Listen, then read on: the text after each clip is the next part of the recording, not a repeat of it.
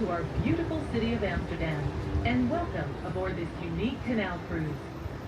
To make this journey as safe and pleasant as possible, please follow these rules of the boat. Please do not stand on the chairs or benches. The space behind the captain should be kept free of any objects. And whatever you do, please keep your arms and head inside the boat at all times. Some of the bridges are very low, and they come up suddenly. In the case of an emergency, take a moment to note where the emergency exits are. There are two at the front of the boat, one to the left, and one to the right, and another through the hatch door in the roof. This boat is equipped with life-saving equipment, and if an emergency situation arises, the captain will distribute them and give you instructions. Remember, this is a non-smoking cruise. When you exit the boat, please check and double-check that you have all your belongings with you. Any questions? Your captain is here to assist you. Now, sit back, relax, and enjoy the cruise.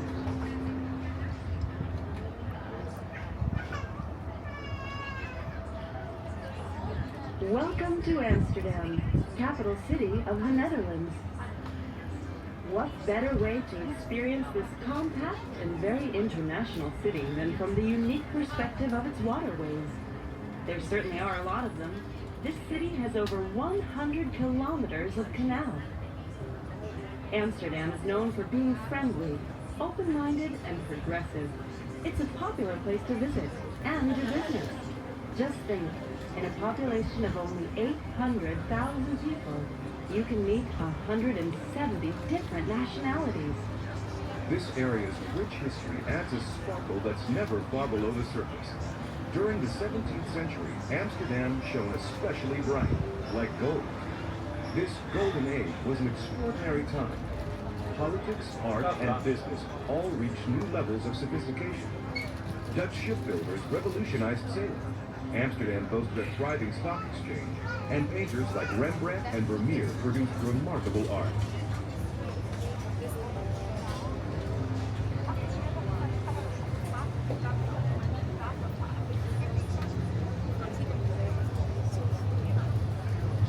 With 10 million visitors per year, the Wandelpark is Amsterdam's largest park. Once exclusively used by the wealthy to walk and ride horses, it's now a free public park for all.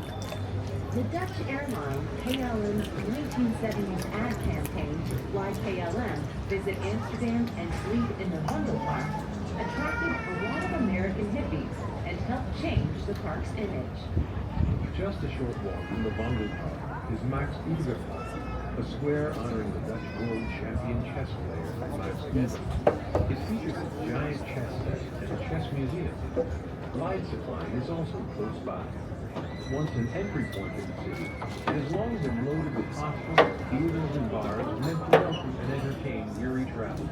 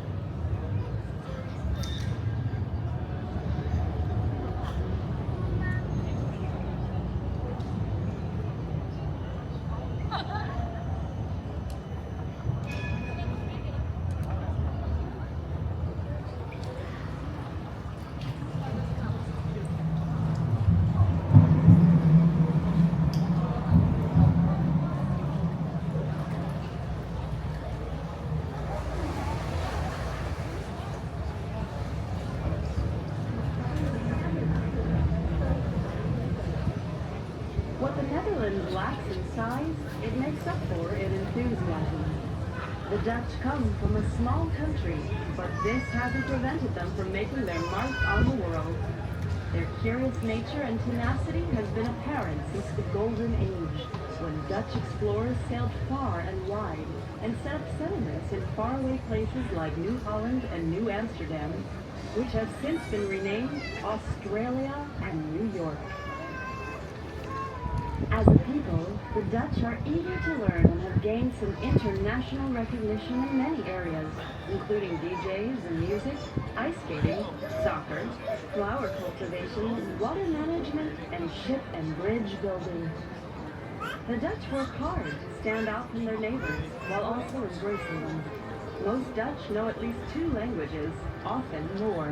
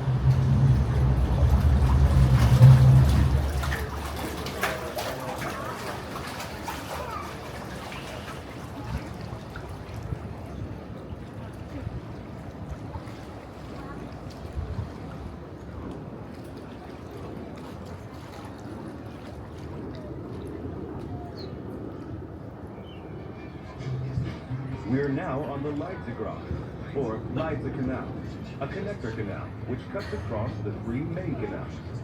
Until the 18th century, house numbers didn't exist in Amsterdam. Instead, people relied on gable stones.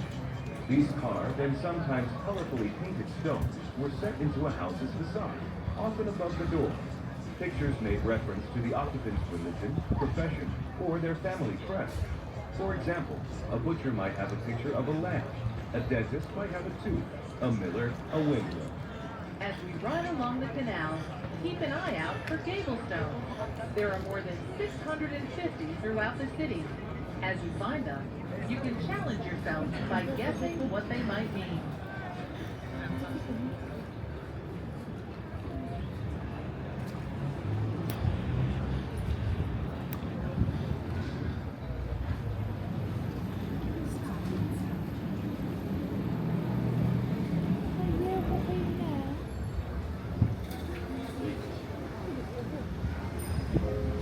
The wealthiest citizens, shipbuilders, merchants, investors, and politicians built elegant mansions on the Herrengracht.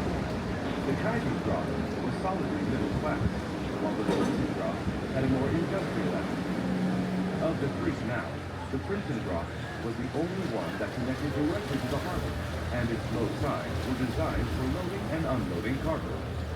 And so, the farther you live from the city center, the lower your social class. Today, this will no longer hold true. All of the city center is expensive.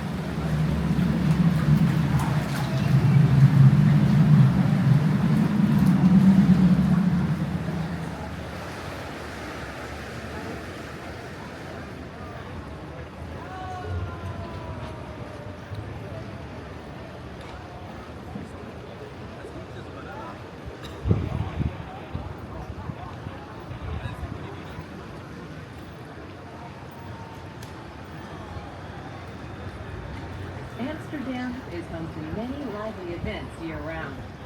In summer, people take to the canals for the wild and colorful Amsterdam Gay Pride Parade.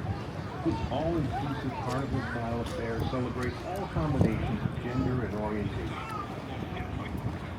The more composed Rockton Festival, Netherlands' largest classical music festival, brings over 80 concerts to the city. The Prinsenrock concert, held on this canal, brings the festivities to a magical close, as everyone, including the royal family, lights candles and sings in unison. In winter, the Amsterdam Light Festival sets the canals and streets aglow with spectacular light shows. And then, when spring arrives, the city breaks out into its craziest street party of all on King's Day. This Dutch national holiday pays tribute to the Dutch royal family.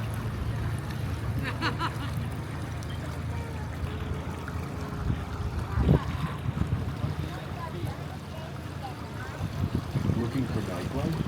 Ambience, DJ's compound, high-energy electronic music dance party.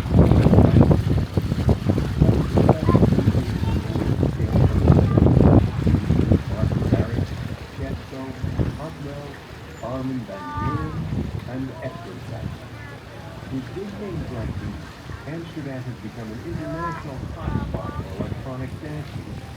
Every year, Amsterdam hosts the Amsterdam Dance Event, or ADE, a 5-day festival that draws over 2,200 electronic dance music artists, including the world's biggest names and hundreds of thousands of fans.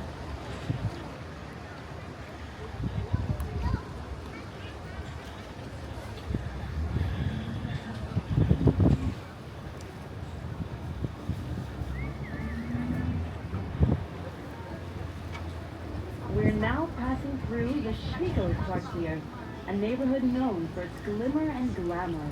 It has so many interesting antique shops, as well as art galleries with both historic and modern art, that you're sure to get your art fix here. And if that isn't enough, the world-famous Rijksmuseum is also close by. Its collection includes many historic artifacts, as well as artistic masterpieces by Dutch painters such as Vermeer and Rembrandt.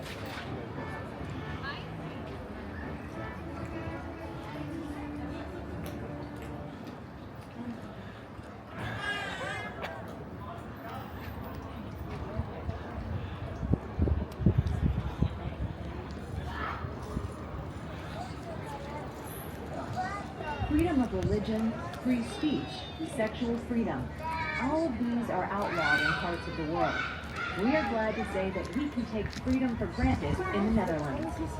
Dutch television and radio broadcast frank discussions of drugs, euthanasia, and body functions. No one giggles at nudity. Of course, Dutch law places a few limits on what we can do. Discrimination, libel, and slander are illegal. So was blasphemy until 2014.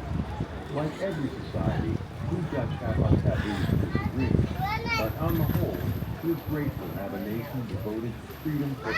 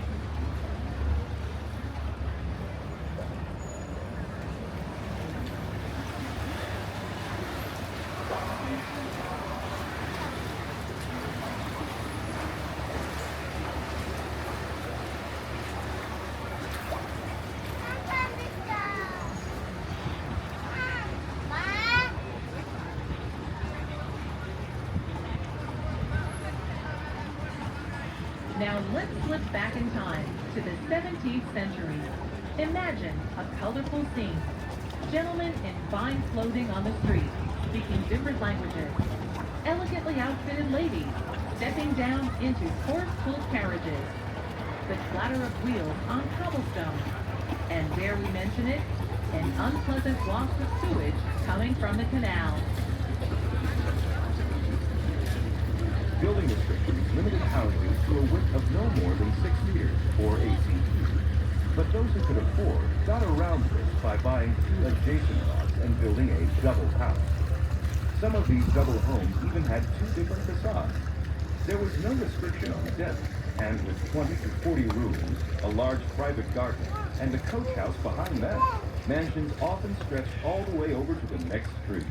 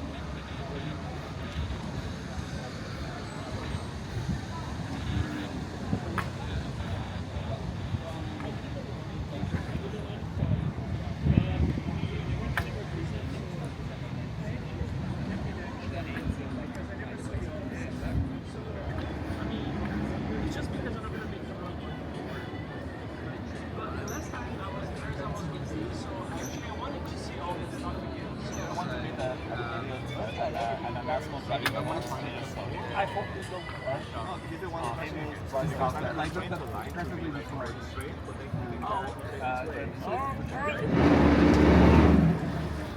No, Gabriel, don't push me, don't push me.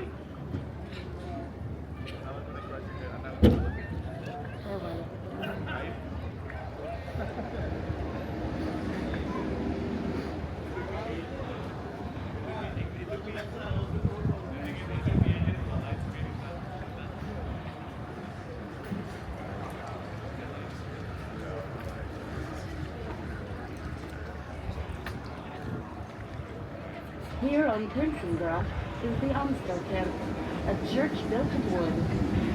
It was meant to be a temporary place of Protestant worship until a more impressive stone church could be constructed. But when that never happened, it remained standing and has become a historic monument. During the 16th century, the Protestant Reformation, a movement to reform the Roman Catholic Church, swept through the city. It forced Catholics out of their churches, and for almost 300 years, they had to take their faith underground. In the late 18th century, Catholic worship became legal again, and Catholics began building new churches. De Douw, also found here on Prinsengracht, was one of the first of these to be established.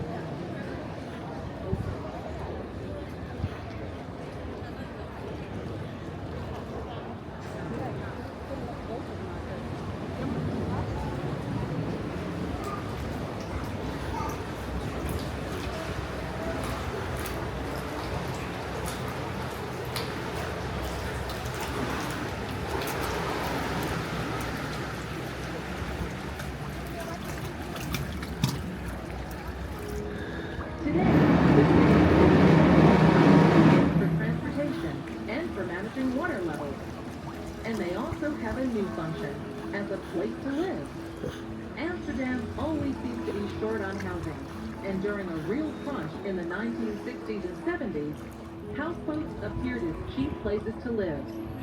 The city now has around 2,500 of them. Some are old converted sailing vessels.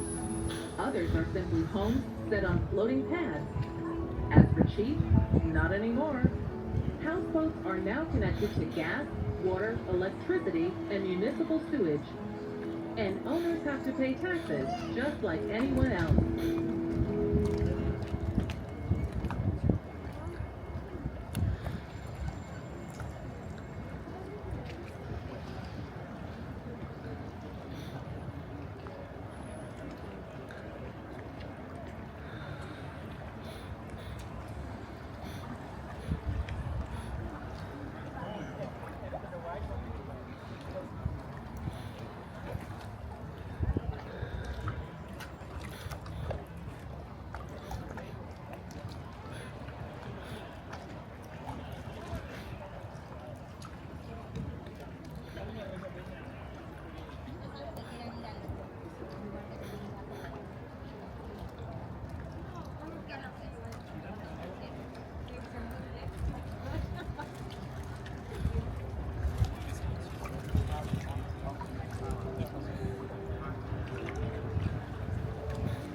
We are now going through the Amsterdam locks.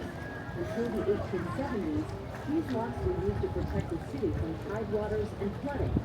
Now, thanks to the big sea locks around the city, the canals are no longer affected by the tides. We used them until 2010 to create artificial currents that form the water. Today, our waterways are so clear you could swim in them, but please don't. Keep an eye out for the Royal Theatre Canal, a stately four-story building with a curved roof line facing the Amsterdam.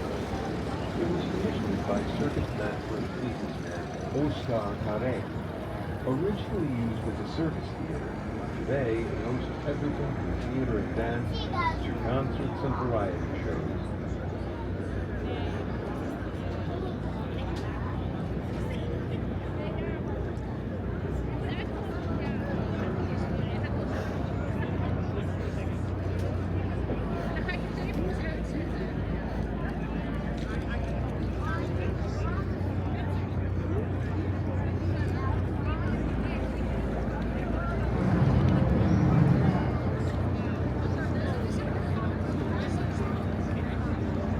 The Maharal Bridge, otherwise referred to as the Sacred Bridge, stretches all the way across the Amstel River.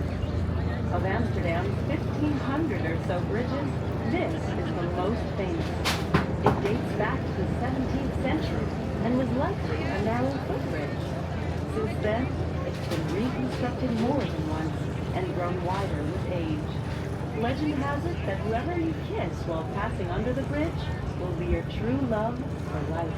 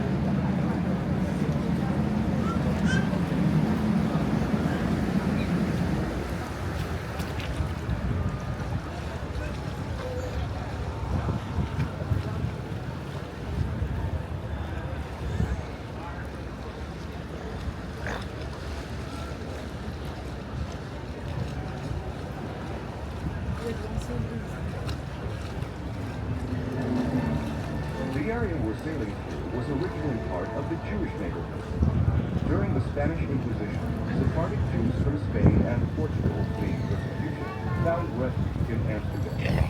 The 17th century brought a second wave of Jewish immigrants. This time they came from Central and Eastern Europe, and most were very poor. They were attracted by good work prospects and the freedom to practice their religion. Before long, Amsterdam had the largest Jewish population in Europe. Unfortunately, World War II changed that. As the war approached, 80,000 Jews lived in Amsterdam. By the time the war was ended, there were only 5,000 left. Still, their early influence has been strong. The city has been enriched by Jewish culture and the knowledge and skills they brought. For example, as traders, diamond cutters, and tobacco processors. Although Jews were free to practice their religion, they were excluded from the Christian-based guild system. Guilds were associations made up of craftsmen or merchants that shared the same profession. These associations set up trade monopolies, quality standards, prices, and they often had some political power. Guild members also worshipped together. Some Jews were able to work at professions that had no guilds, such as diamond cutting, goldsmithing, and cutting wood. The majority lived as poor laborers.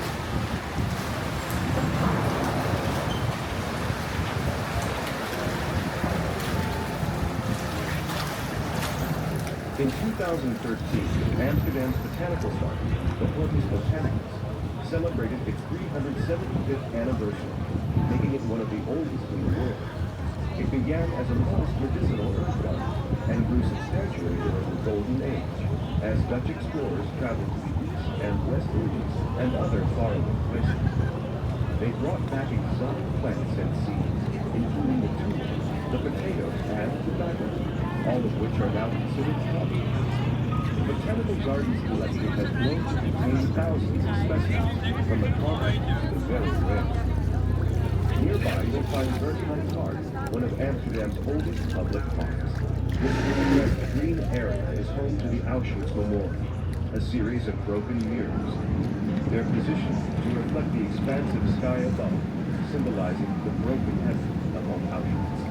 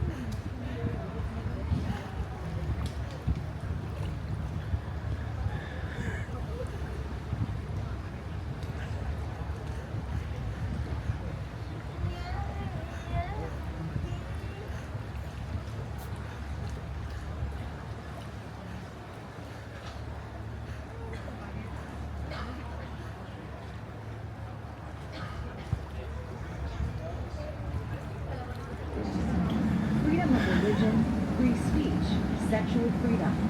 All of these are outlawed in parts of the world. We are glad to say that we can take freedom for granted in the Netherlands. Dutch television and radio broadcast frank discussions of drugs, euthanasia, and body functions. No one giggles at nudity. Of course, Dutch law places a few limits on what we can do. Discrimination, libel, slander, and damage. That is more than on every side, we don't have our taboos to extreme, but on the whole, we're grateful that our nation voted freedom for all.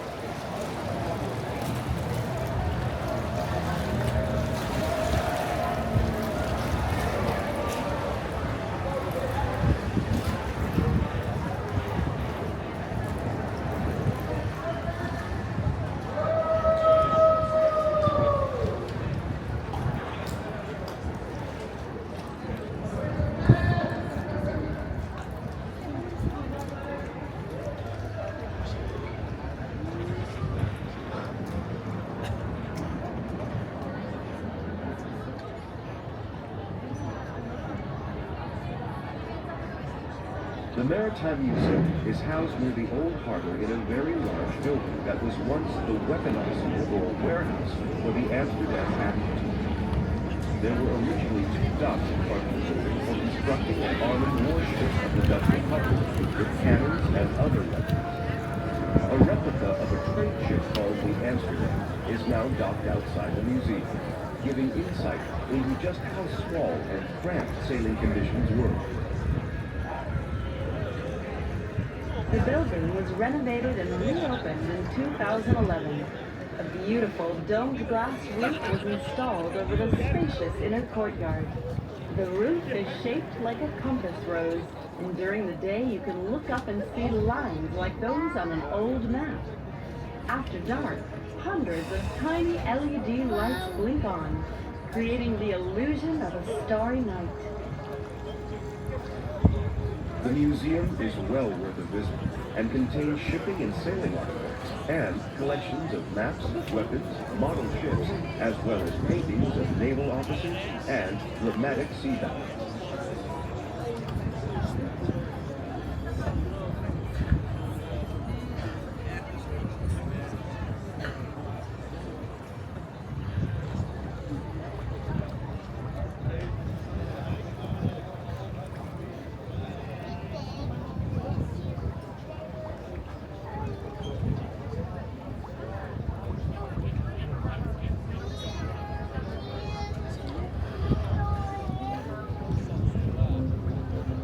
now in the Amsterdam, or East Harbor. It was constructed at the beginning of the 19th century. The tall, green ship-like building is NEMO, the Children's Center for Science and Technology. With lots of interactive exhibits, it's a popular place for families. As much as it looks like a ship, that wasn't the original intention. The famous Italian architect, Renzo Piano, designed NEMO as an inverse reflection of the A tunnel, which runs beneath it. The building's height equals the depth of the tunnel. NEMO gets its green color from the oxidated copper that covers its wall.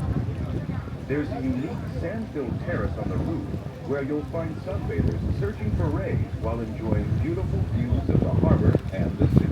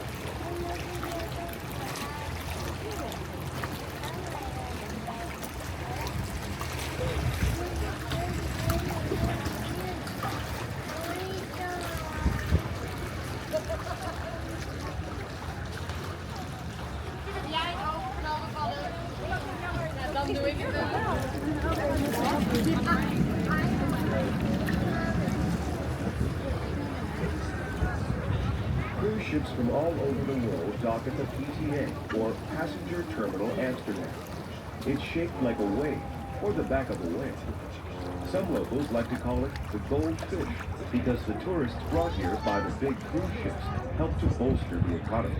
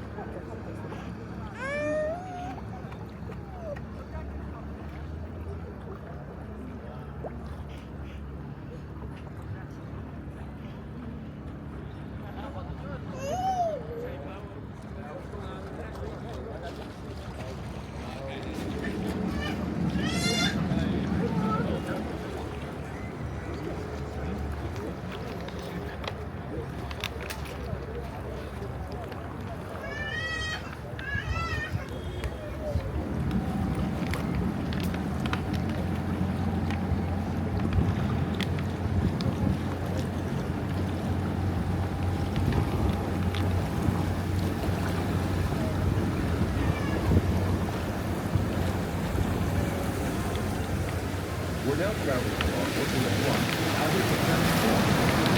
You will see mountains to the right, to the left, salt on the North Sea. The red brick tower coming up ahead of us is the medieval model bond store. An ideal lookout for sighting potential invaders, it was built to protect the city's shipyards, wharves, and warehouses from attack. From here, Dutch soldiers armed with longbows, crossbows, and early firearms called arquebuses kept watch over the wide expanses below. The tower's white spire and clock were added a century later.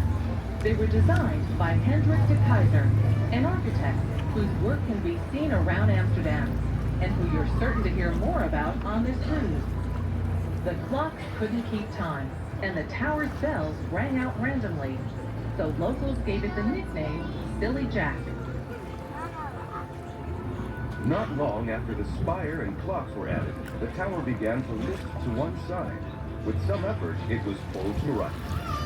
You might be wondering why so many buildings in the city tip to one side or the other. The ground in Amsterdam, a mix of peat, sand, and soil, is very soft. Because of this, buildings were generally designed to be as light as possible. None were very tall, and they often had lots of windows. For stability, they were built on a bed of wooden piles driven as deep as 15 meters, that's 45 feet, into the ground. But if these piles were exposed to the air, they began to rot, and the buildings they supported sank and shifted. Today, water levels in and around the city are carefully controlled to minimize rotting. When new piles are needed, they're made of concrete. Still, you'll see many a house with a sideways tilt. The Montalban Store was a place where sailors gathered before setting out to sea. The journeys were long and difficult, and not everyone returned. Legend has it that the women who loved them also came here to say goodbye, perhaps forever.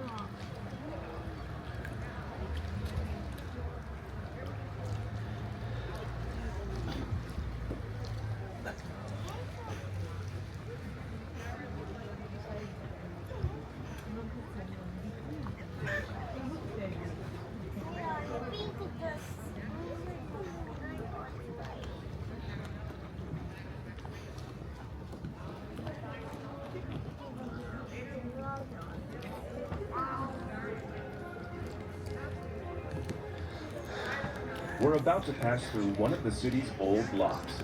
The small, tippy black building was once the lockmaster's house. It's now a pub and cafe full of 17th century charm.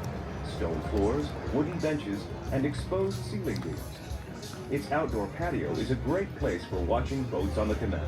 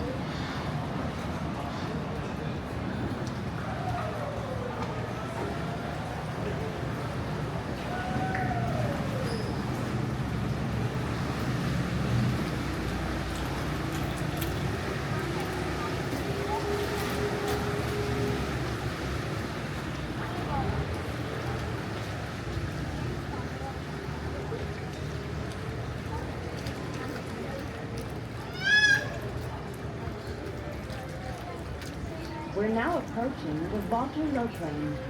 It's located adjacent to the City Hall, the large red brick building. The original Waterloo Plain was an island built in the 17th century to create a space for Jewish settlers. At the time, it was called Fluyenberg, for Flooding Island. Over time, the name morphed into Fluyenberg, for Flea Island, and the bustling market held here was called the Flea Market.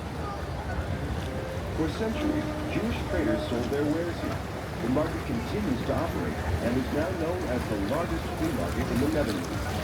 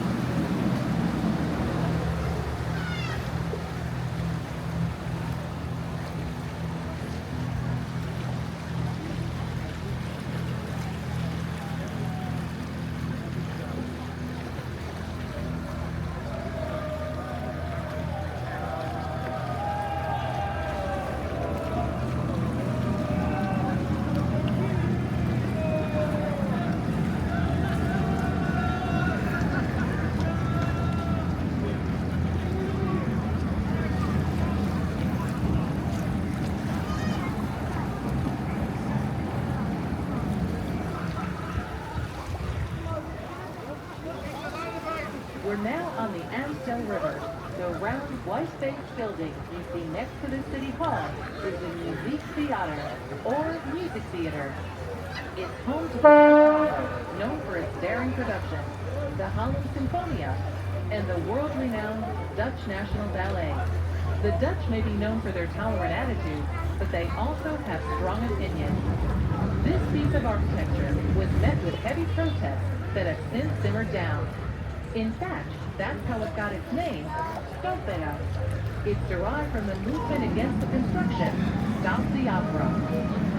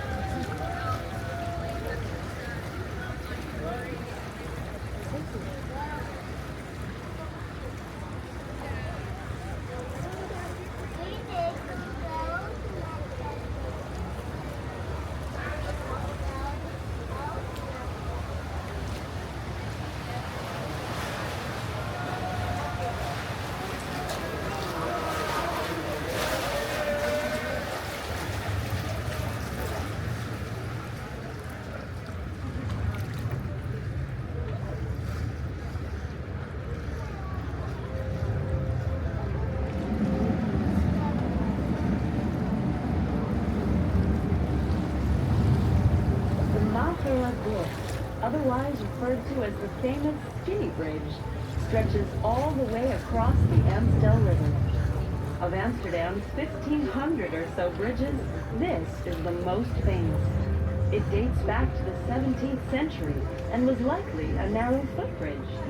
Since then, it's been reconstructed more than once and grown wider with age. Legend has it that whoever you kiss while passing under the bridge will be your true love for life.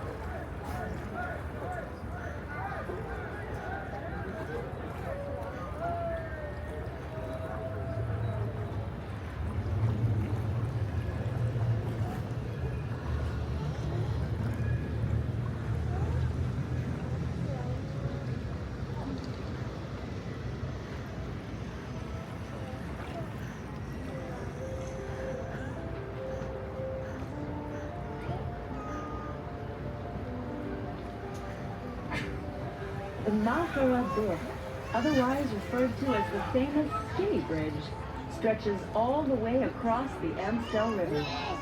Of Amsterdam's 1,500 or so bridges, this is the most famous. It dates back to the 17th century and was likely a narrow footbridge. Since then, it's been reconstructed more than once and grown wider with age. Legend has it that whoever you kiss while passing under the bridge will be your true love for life.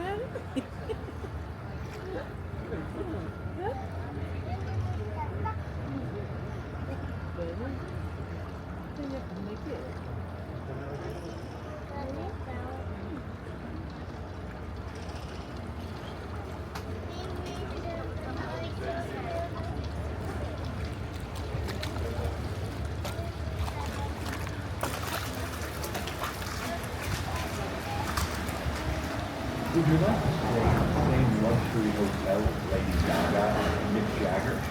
Look for a large, elegant building with a gabled cupola and a glass copy building in front. That's the Amstel Hotel, where a honeymoon suite rents from 3,750 to 6,000 euros a night. This was the first building in Amsterdam with electric power when it was built in 1868.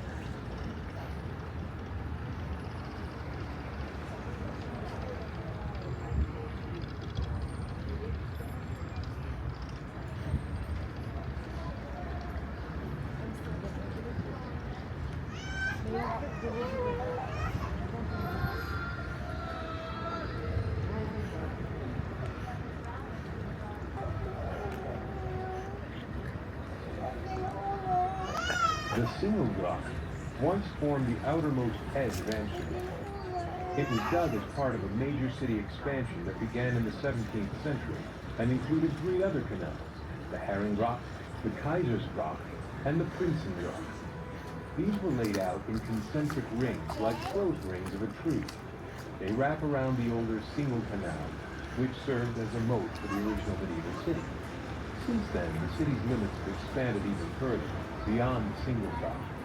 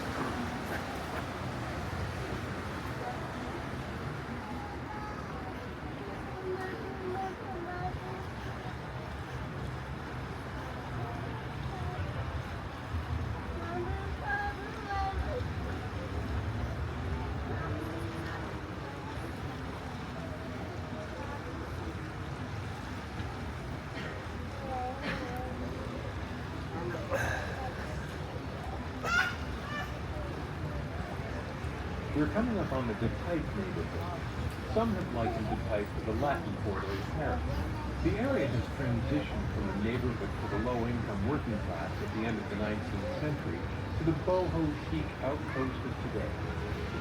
One thing that hasn't changed is the famous Albert Pijp Market. Shoppers have been browsing Amsterdam's largest outdoor market for more than 100 years. Once, it was the only market in the city to find such exotic items as olives and mangoes. While it's still a place for international specialties and hard-to-find spices, it's also the perfect place to sample Dutch staples like saltwater cured herring and freshly made pancakes. Let the aroma be your guide.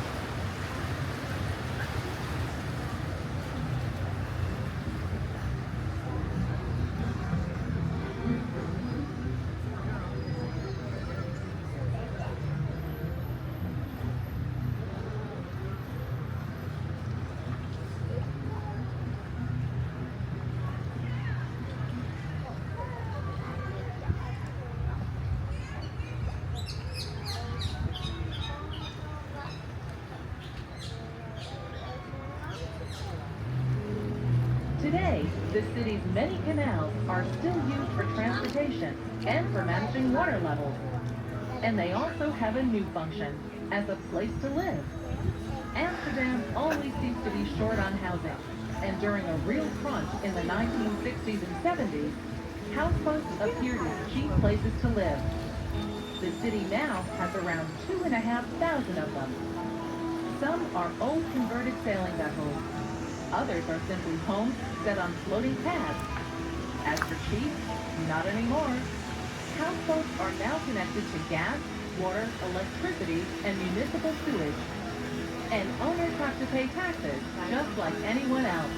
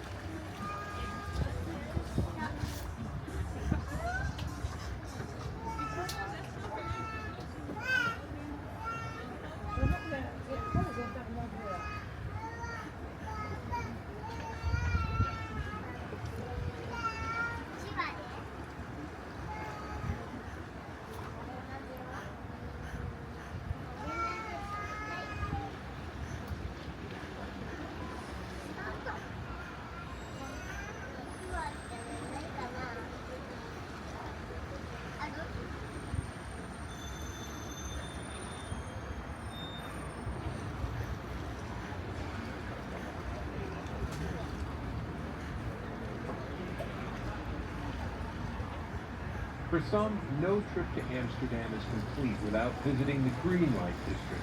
That would be the Heineken experience, naturally. The Heineken experience is an interactive, self-guided tour which includes a sample. At one time, horses delivered beer around the country on wooden carts. Shire horses are still stable here, and if you're lucky, you can spot them on their daily exercise walks.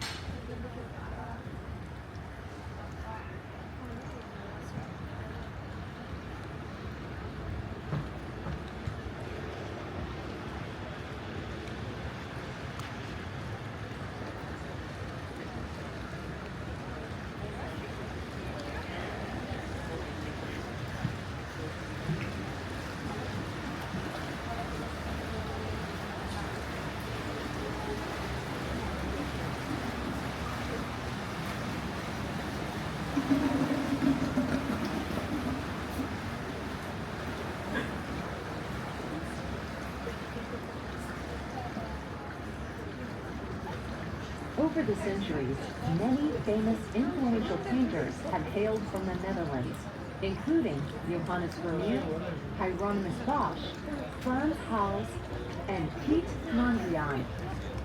One of the greatest Dutch artists of all time was Rembrandt van Rijn, a resident of Amsterdam during the Golden Age. His ability to capture people's emotions and his use of light and dark contrasts catapulted him to fame. Many of his paintings and prints, including the remarkable Nachtwacht, or the Night Watch painting, can be viewed at the Rijksmuseum. Though unknown and poor for most of his 19th century life, Vincent van Gogh is now world famous. His highly stylized paintings are among the most valuable on Earth. You can purchase tickets to the Van Gogh Museum and the Rijksmuseum at any Stroma ticket shop.